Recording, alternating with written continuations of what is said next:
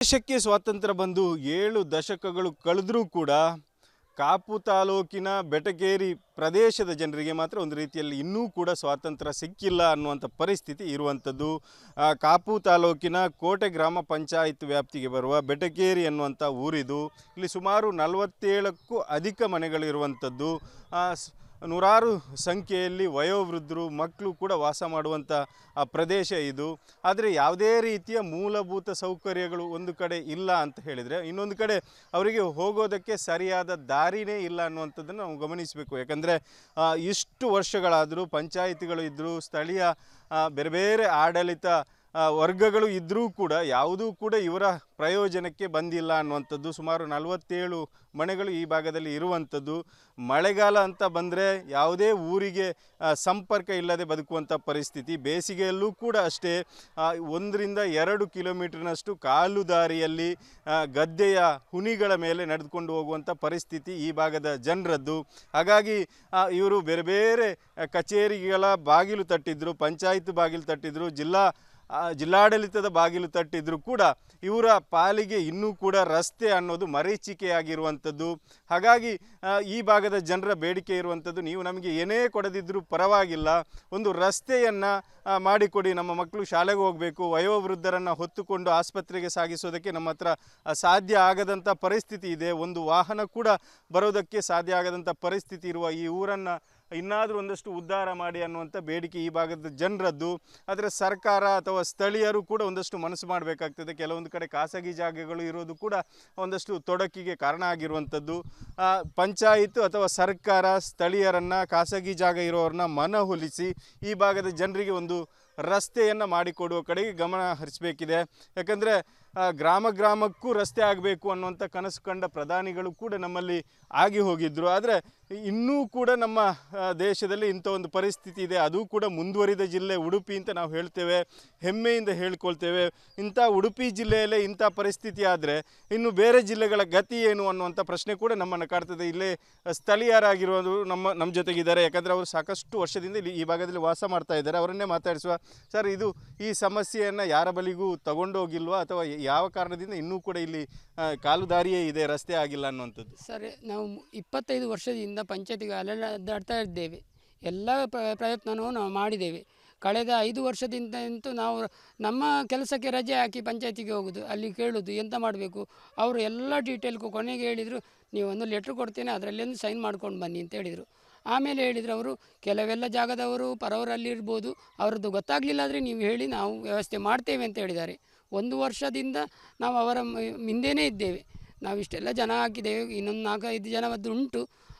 ಒಂದು ದಯವಿಟ್ಟು ಆ ಜಾಗದವರು ಯಾರು ಅಂತ ಗೊತ್ತಿಲ್ಲ, ಆದರೂ ಒಂದು ನಮ್ಮ ಇದು ಕಷ್ಟಕ್ಕೆ ಸ್ಪಂದಿಸಿ ಒಂದು ಆದಷ್ಟು ಬೇಗ ನಿಮ್ಮ ದೊಡ್ಡ ಮನಸ್ಸು ಮಾಡಿ ನಮಗೆ ಒಂದು ರಸ್ತೆಗೆ ಆಗಿ ಒಂದು ಜಾಗವನ್ನು ಬಿಟ್ಟು ಕೊಡಬೇಕಾಗಿ ನಮ್ಮ ಗ್ರಾಮಸ್ಥರ ಪರವಾಗಿ ನಾನು ಬೇಡಿಕೊಳ್ತಾ ಇದ್ದೇನೆ. ಹಾಗೆ ಇಲ್ಲಿ ನೆರೆ ಬರ್ತದೆ, ವರ್ಷಕ್ಕೆ ಯಾವಾಗಲೂ ನೆರೆ ಬರ್ತದೆ. ಇಲ್ಲಿ ಸೊಂಟಕ್ಕಿಂತ ಮೇಲೆ ನೆರೆ ಬರ್ತದೆ. ಎಲ್ಲರೂ ಮನೆ ಬಿಡುವ ಪರಿಸ್ಥಿತಿ ಇದೆ. ಎಲ್ಲರೂ ಅದರದ್ದು ವಿಡಿಯೋ ಎಲ್ಲ ಇದೆ ನನ್ನ ಹತ್ರ, ಬೇಕಾದರೆ. ಹಲೋ. ಆಮೇಲೆ ಇಲ್ಲಿ ವಿಷಜಂತುಗಳು ಇದೆ. ಅದನ್ನು ಇಲ್ಲಿ ಸ್ಥಳೀಯರಾದ ನಮ್ಮ ಆಸ್ಟಿನವರಿಗೆ ಫೋನ್ ಮಾಡೋದು, ಅವರು ಇಲ್ಲಿ ಅದು ಸಮಾಜ ಸೇವಕರ್ತ, ಅವರು ರಾತ್ರಿ ಎಷ್ಟು ಹೊತ್ತಾದರೂ ಬಂದು ತಗೊಂಡು ಹೋಗ್ತಾರೆ. ನಮಗೆ ಅವರೊಂದು ಇದ್ದದ್ರಿಂದ ವಿಷಜಂತದ್ದು ಸ್ವಲ್ಪ ನೆಮ್ಮದಿ ಇರ್ತದೆ. ಎಲ್ಲ ಅಂತಲ್ಲ, ಹೋಗಬೇಕಾದ್ರೆ ಏನಾದರೂ ವಸ್ತುಗಳನ್ನು ತೊಗೊಂಡು ಹೋಗ್ಬೇಕಾದ್ರೆ ನಡ್ಕೊಂಡೇ ಹೋಗ್ಬೇಕು, ಮನೆಗೆ ಇಲ್ಲಿಂದ ಹೋಗ್ಬೇಕು, ನಡ್ಕೊಂಡು ಹೋಗ್ಬೇಕು ಸರ್. ಇಲ್ಲಿ ನಮ್ಮ ಮನೆಗೆ ಏನಾದರೂ ಫಂಕ್ಷನ್ ಇದ್ದರೆ ಅಂತ ಅಲ್ಲ, ಏನಾದರೂ ಗೋಡೆ ಬಿದ್ದರು ಅಂತ ಹೇಳಿದ್ರು ನಾವು ಹೊತ್ಕೊಂಡೇ ಹೋಗಬೇಕು, ಕೂಲಿಯವರನ್ನು ಇಟ್ಕೊಂಡೇ ಹೋಗಬೇಕು. ಆಸ್ಪತ್ರೆಗೆ ಹೋಗಬೇಕಾದ್ರೆ ಎಲ್ಲರ ಹಿರಿಯರನ್ನು ನಾವು ಚೇರ ಅಲ್ಲ ಸ್ಟ್ರೆಚರ್ ಇಟ್ಕೊಂಡು ಹೋಗಬೇಕು. ಮೊನ್ನೆಂತೂ ಇಲ್ಲಿ ದುರಂತ ಆಯಿತು. ಅವು ಸ್ಥಳೀಯರ ಹತ್ರ ಹೇಳಿದ್ದೇವೆ, ಅವರು ಜನ ಮಾಡಿಕೊಂಡು ಕಟ್ಪಾಡಿ ಹೋಗಿ ಜನ ಮಾಡಿಕೊಂಡು ಇಲ್ಲಿ ಆ್ಯಂಬುಲೆನ್ಸ್ ತರುವಾಗ ಇಲ್ಲಿ ಅವರ ಪ್ರಾಣ ಪಕ್ಷಿ ಹಾರಿ ಹೋಯಿತು. ನಾವು ಈ ಕಷ್ಟವನ್ನು ಯಾರ ಹತ್ರ ಹೇಳೋದಂತ ಗೊತ್ತಾಗೋದಿಲ್ಲ. ಪಂಚಾಯತ್ ನೋಟಿಸ್ ಕೊಟ್ಟಿದ್ದೇವೆ, ಎಲ್ಲ ಆಗಿದೆ. ಅವರು ಎಲ್ಲ ಮೊನ್ನೆ ಒಂದು ಸಭೆ ಆಯಿತು, ನಾವು ಸಭೆ ಕರೆದು ಇನ್ನೂ ಮಾತಾಡ್ತೇವೆ ಹೇಳ್ತಾ ಇದ್ದಾರೆ. 5 ವರ್ಷದಿಂದ ನಮಗೆ ಹೀಗೆ ಸಭೆ ಕರೆದು ಮಾತಾಡ್ತೇವೆ ಅಂತ. ಇದಕ್ಕೆ ಪರಿಹಾರ ಅನ್ನೋದು ಏನಿಲ್ಲ, ಆದರೆ ರಸ್ತೆ ಆಗಬೇಕು ಒಂದು. ಮತ್ತು ಮೊನ್ನೆ ಹೇಳಿದ್ದಾರೆ 1 ವಾರದೊಳಗೆ ವ್ಯವಸ್ಥೆ ಮಾಡ್ತೇವೆ, ಕಚ್ಚಾ ರೋಡ್ ಆದರೂ ಏನಾದರೂ ಮಾಡಿ ಅಂತ ಮನವಿ ಮಾಡಿ ಬಂದಿದ್ದೇವೆ ನಾವು. ಮತ್ತು ನಾಳ್ದು ಎಲೆಕ್ಷನ್ ಹತ್ತಿರ ಬಂತು. ಎಲೆಕ್ಷನ್ ಹತ್ತಿರ ಬಂದರೆ ನಮಗೆ ಈ ವರ್ಷವೂ ರೋಡ್ ಆಗಲಿಕ್ಕಿಲ್ಲ. ಅದರ ಮುಂಚೆ ನಮಗೆ ಏನಾದರೂ ಒಂದು ಕಚ್ಚಾ ರೋಡ್ ಮಾಡಿದರೆ ಮತ್ತು ಎಲೆಕ್ಷನ್ ಬಂದರೆ ಮೇವರೆಗೆ ಕೆಲಸ ಮಾಡಲಿಕ್ಕಿಲ್ಲ. ಮೇ ನಂತರ ನಮಗೆ ಇದೆ ಮಳೆಗಾಲದಲ್ಲಿ ಯಾವ ವ್ಯವಸ್ಥೆಯನ್ನು ಮಾಡಲಿಕ್ಕೆ ಆಗೋದಿಲ್ಲ. ಯಾವ ವೆಹಿಕಲ್ ಬಂದರೂ ಕೆಳಗೆ ಹೂತು ಹೋಗ್ತದೆ, ಇಲ್ಲಿ ಲೂಸ್ ಮಣ್ಣು ಇರ್ತದೆ. ಇದು ಈ ಭಾಗದ ಜನರ ಕಷ್ಟ. ಯಾಕಂದರೆ ಯಾವುದೇ ವಯಸ್ಸಾದವರಿಗೆ ಒಂದು ಅನಾರೋಗ್ಯ ಆದರೂ ಕೂಡ ಅವರನ್ನು ಹೊತ್ತುಕೊಂಡು ಹೋಗುವಂಥ ಪರಿಸ್ಥಿತಿ ಇದೆ. ಈ ಭಾಗದ ಪಂಚಾಯತ್ ಇರ್ಬೋದು ಅಥವಾ ಜಿಲ್ಲಾಡಳಿತ ಇರ್ಬೋದು ಅಥವಾ ಸಂಬಂಧಪಟ್ಟ ಇಲಾಖೆ ಈ ಭಾಗದ ಜನರಿಗೆ ಒಂದು ರೀತಿಯಲ್ಲಿ ಅನುಕೂಲ ಮಾಡಿಕೊಡೋದಕ್ಕೆ ಕಚ್ಚಾ ರಸ್ತೆಯನ್ನಾದರೂ ಅಟ್ಲೀಸ್ಟ್ ಮಾಡಿಕೊಡ್ಲಿ ಅನ್ನೋದು ಈ ಗ್ರಾಮದ ಜನರ ಬೇಡಿಕೆ ಆಗಿರುವಂಥದ್ದು. ಈ ಕಡೆಗೆ ಸರ್ಕಾರ ಒಂದಷ್ಟು ಗಮನ ಹರಿಸಲಿ ಅನ್ನೋದು ನಮ್ಮ ಆಶಯ ಆಗಿರುವಂಥದ್ದು. ಹರೀಶ್ ಪಾಲೆಚಾರ್, ರಿಪಬ್ಲಿಕ್ ಕನ್ನಡ, ಉಡುಪಿ. ದೇಶಕ್ಕೆ ಸ್ವಾತಂತ್ರ್ಯ ಬಂದು 7 ದಶಕಗಳು ಕಳೆದರೂ ಕೂಡ ಕಾಪು ತಾಲೂಕಿನ ಬೆಟಗೇರಿ ಪ್ರದೇಶದ ಜನರಿಗೆ ಮಾತ್ರ ಒಂದು ರೀತಿಯಲ್ಲಿ ಇನ್ನೂ ಕೂಡ ಸ್ವಾತಂತ್ರ್ಯ ಸಿಕ್ಕಿಲ್ಲ ಅನ್ನುವಂಥ ಪರಿಸ್ಥಿತಿ ಇರುವಂಥದ್ದು. ಕಾಪು ತಾಲೂಕಿನ ಕೋಟೆ ಗ್ರಾಮ ಪಂಚಾಯತ್ ವ್ಯಾಪ್ತಿಗೆ ಬರುವ ಬೆಟಗೇರಿ ಅನ್ನುವಂಥ ಊರಿದು. ಇಲ್ಲಿ ಸುಮಾರು 47ಕ್ಕೂ ಅಧಿಕ ಮನೆಗಳಿರುವಂಥದ್ದು. ನೂರಾರು ಸಂಖ್ಯೆಯಲ್ಲಿ ವಯೋವೃದ್ಧರು, ಮಕ್ಕಳು ಕೂಡ ವಾಸ ಮಾಡುವಂಥ ಪ್ರದೇಶ ಇದು. ಆದರೆ ಯಾವುದೇ ರೀತಿಯ ಮೂಲಭೂತ ಸೌಕರ್ಯಗಳು ಒಂದು ಕಡೆ ಇಲ್ಲ ಅಂತ ಹೇಳಿದರೆ, ಇನ್ನೊಂದು ಕಡೆ ಅವರಿಗೆ ಹೋಗೋದಕ್ಕೆ ಸರಿಯಾದ ದಾರಿನೇ ಇಲ್ಲ ಅನ್ನುವಂಥದ್ದನ್ನು ನಾವು ಗಮನಿಸಬೇಕು. ಯಾಕಂದರೆ ಇಷ್ಟು ವರ್ಷಗಳಾದರೂ ಪಂಚಾಯಿತಿಗಳು ಇದ್ದರೂ, ಸ್ಥಳೀಯ ಬೇರೆ ಬೇರೆ ಆಡಳಿತ ವರ್ಗಗಳು ಇದ್ದರೂ ಕೂಡ ಯಾವುದೂ ಕೂಡ ಇವರ ಪ್ರಯೋಜನಕ್ಕೆ ಬಂದಿಲ್ಲ ಅನ್ನುವಂಥದ್ದು. ಸುಮಾರು 47 ಮನೆಗಳು ಈ ಭಾಗದಲ್ಲಿ ಇರುವಂಥದ್ದು. ಮಳೆಗಾಲ ಅಂತ ಬಂದರೆ ಯಾವುದೇ ಊರಿಗೆ ಸಂಪರ್ಕ ಇಲ್ಲದೆ ಬದುಕುವಂಥ ಪರಿಸ್ಥಿತಿ. ಬೇಸಿಗೆಯಲ್ಲೂ ಕೂಡ ಅಷ್ಟೇ, 1-2 ಕಿಲೋಮೀಟರ್ನಷ್ಟು ಕಾಲು ದಾರಿಯಲ್ಲಿ ಗದ್ದೆಯ ಹುನಿಗಳ ಮೇಲೆ ನಡೆದುಕೊಂಡು ಹೋಗುವಂಥ ಪರಿಸ್ಥಿತಿ ಈ ಭಾಗದ ಜನರದ್ದು. ಹಾಗಾಗಿ ಇವರು ಬೇರೆ ಬೇರೆ ಕಚೇರಿಗಳ ಬಾಗಿಲು ತಟ್ಟಿದ್ರು, ಪಂಚಾಯತ್ ಬಾಗಿಲು ತಟ್ಟಿದ್ರು, ಜಿಲ್ಲಾಡಳಿತದ ಬಾಗಿಲು ತಟ್ಟಿದ್ರು ಕೂಡ ಇವರ ಪಾಲಿಗೆ ಇನ್ನೂ ಕೂಡ ರಸ್ತೆ ಅನ್ನೋದು ಮರೀಚಿಕೆಯಾಗಿರುವಂಥದ್ದು. ಹಾಗಾಗಿ ಈ ಭಾಗದ ಜನರ ಬೇಡಿಕೆ ಇರುವಂಥದ್ದು, ನೀವು ನಮಗೆ ಏನೇ ಕೊಡದಿದ್ದರೂ ಪರವಾಗಿಲ್ಲ, ಒಂದು ರಸ್ತೆಯನ್ನು ಮಾಡಿಕೊಡಿ. ನಮ್ಮ ಮಕ್ಕಳು ಶಾಲೆಗೆ ಹೋಗಬೇಕು, ವಯೋವೃದ್ಧರನ್ನು ಹೊತ್ತುಕೊಂಡು ಆಸ್ಪತ್ರೆಗೆ ಸಾಗಿಸೋದಕ್ಕೆ ನಮ್ಮ ಹತ್ರ ಸಾಧ್ಯ ಆಗದಂಥ ಪರಿಸ್ಥಿತಿ ಇದೆ. ಒಂದು ವಾಹನ ಕೂಡ ಬರೋದಕ್ಕೆ ಸಾಧ್ಯ ಆಗದಂಥ ಪರಿಸ್ಥಿತಿ ಇರುವ ಈ ಊರನ್ನು ಇನ್ನಾದರೂ ಒಂದಷ್ಟು ಉದ್ಧಾರ ಮಾಡಿ ಅನ್ನುವಂಥ ಬೇಡಿಕೆ ಈ ಭಾಗದ ಜನರದ್ದು. ಆದರೆ ಸರ್ಕಾರ ಅಥವಾ ಸ್ಥಳೀಯರು ಕೂಡ ಒಂದಷ್ಟು ಮನಸ್ಸು ಮಾಡಬೇಕಾಗ್ತದೆ. ಕೆಲವೊಂದು ಕಡೆ ಖಾಸಗಿ ಜಾಗಗಳು ಇರೋದು ಕೂಡ ಒಂದಷ್ಟು ತೊಡಕಿಗೆ ಕಾರಣ ಆಗಿರುವಂಥದ್ದು. ಪಂಚಾಯಿತು ಅಥವಾ ಸರ್ಕಾರ ಸ್ಥಳೀಯರನ್ನು, ಖಾಸಗಿ ಜಾಗ ಇರೋರನ್ನ ಮನವೊಲಿಸಿ ಈ ಭಾಗದ ಜನರಿಗೆ ಒಂದು ರಸ್ತೆಯನ್ನು ಮಾಡಿಕೊಡುವ ಕಡೆಗೆ ಗಮನ ಹರಿಸಬೇಕಿದೆ.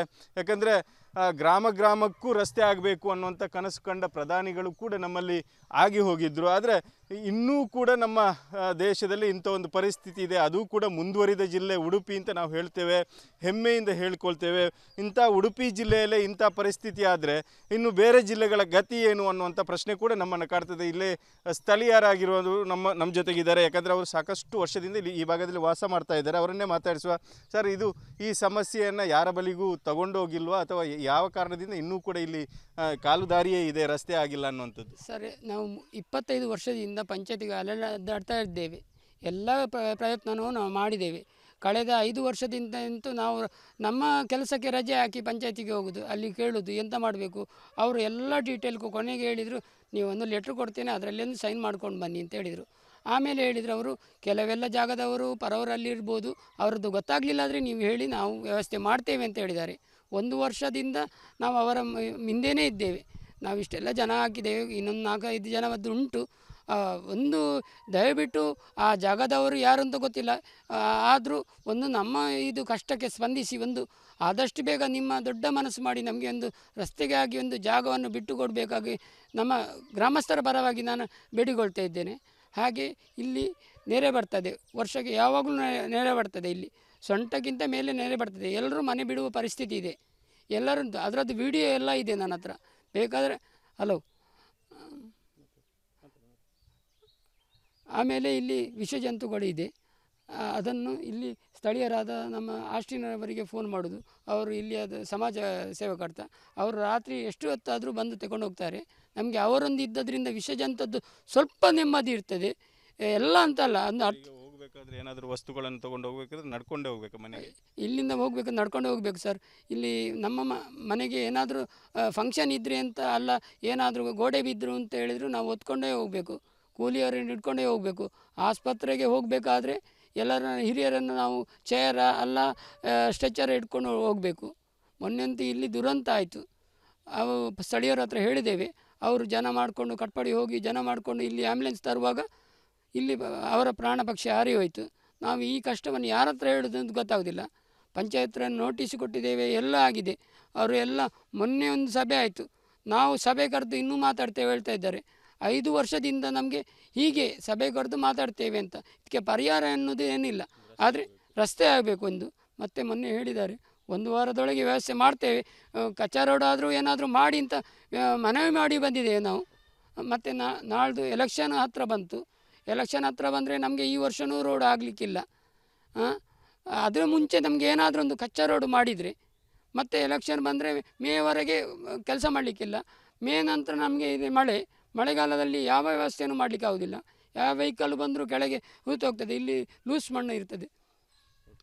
ಇದು ಈ ಭಾಗದ ಜನರ ಕಷ್ಟ. ಯಾಕಂದರೆ ಯಾವುದೇ ವಯಸ್ಸಾದವರಿಗೆ ಒಂದು ಅನಾರೋಗ್ಯ ಆದರೂ ಕೂಡ ಅವರನ್ನು ಹೊತ್ತುಕೊಂಡು ಹೋಗುವಂಥ ಪರಿಸ್ಥಿತಿ ಇದೆ. ಈ ಭಾಗದ ಪಂಚಾಯತ್ ಇರ್ಬೋದು ಅಥವಾ ಜಿಲ್ಲಾಡಳಿತ ಇರ್ಬೋದು ಅಥವಾ ಸಂಬಂಧಪಟ್ಟ ಇಲಾಖೆ ಈ ಭಾಗದ ಜನರಿಗೆ ಒಂದು ರೀತಿಯಲ್ಲಿ ಅನುಕೂಲ ಮಾಡಿಕೊಡೋದಕ್ಕೆ ಕಚ್ಚಾ ರಸ್ತೆಯನ್ನಾದರೂ ಅಟ್ಲೀಸ್ಟ್ ಮಾಡಿಕೊಡ್ಲಿ ಅನ್ನೋದು ಈ ಗ್ರಾಮದ ಜನರ ಬೇಡಿಕೆ ಆಗಿರುವಂಥದ್ದು. ಈ ಕಡೆಗೆ ಸರ್ಕಾರ ಒಂದಷ್ಟು ಗಮನ ಹರಿಸಲಿ ಅನ್ನೋದು ನಮ್ಮ ಆಶಯ ಆಗಿರುವಂಥದ್ದು. ಹರೀಶ್ ಪಾಲೆಚಾರ್, ರಿಪಬ್ಲಿಕ್ ಕನ್ನಡ, ಉಡುಪಿ.